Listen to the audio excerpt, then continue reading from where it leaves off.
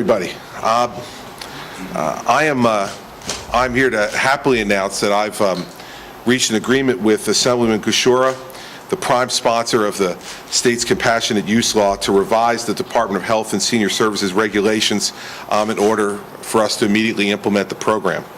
Under the agreement with myself and with Dr. Lay, who will execute it at the department, we will do two things. First, we'll revise those portions of the regulation that would have divided the functions of the ATCs, the Alternative Treatment Centers, between cultivation and distribution. And secondly, we'll clarify the regulations to make it clear that the physician certification will only require a physician to certify that a patient has not responded to conventional medical treatment for only those medical conditions that were specifically identified in the statute: seizure disorders, intractable muscle spasticity, or glaucoma. This agreement, I think, reflects a good faith compromise between the administration and the primary sponsor of the legislation on the best way to move forward on a responsible, medically based program that will avoid the significant fraud and criminal diversion problems that other states have experienced. So specifically, as the bill asks for, we will have 6 independent ATCs that will be in charge of cultivating and dispensing. So the portion of the program that we had that had 4 ATCs with the option for 4 satellites and home delivery will not be a part of the regulation. It will be the 6 ATCs that will be in charge of both cultivating and dispensing the medical marijuana. There'll be 2 in the north, 2 in the central part of the state, and 2 in the south. They will be standalone ATCs.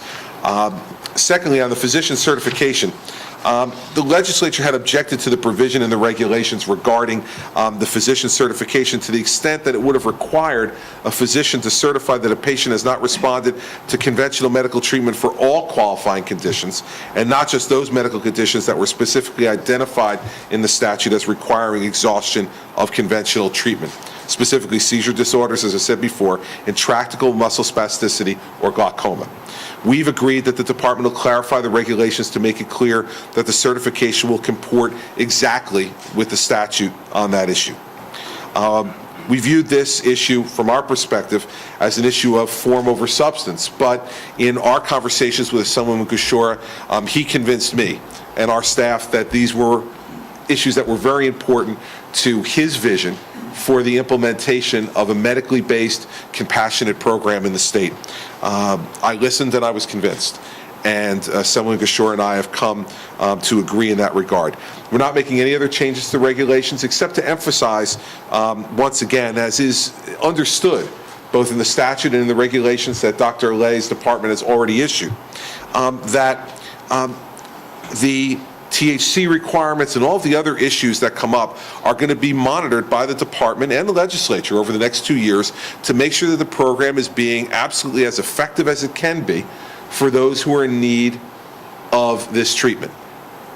And to the extent that any of those things need to be changed after the 2-year monitoring period, all of those issues will be up for discussion 2 years from now between the administration and the legislature, and making sure that we reach the goal we want to reach. And I'll conclude with this and then introduce the Assemblyman for some remarks before I come back to take questions.